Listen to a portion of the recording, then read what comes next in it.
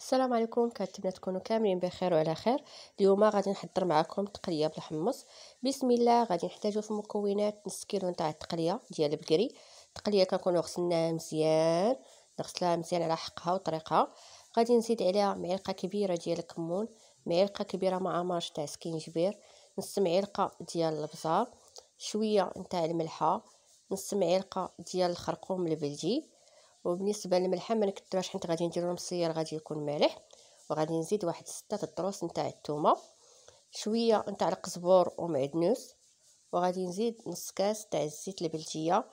الا ما كانش عندكم الزيت البلديه خلطوا بين الزيت البلديه وزيت الروميه، كنديروا نص كاس صافي. غادي نحرك هذيك التقليه مع ديك التبصيره وغادي نديرها حتى تشحر لينا. ملي غادي تشحر غادي نزيد عليها واحد المطيشه محكوكه ونعاود نردها تاني حتى تشحر.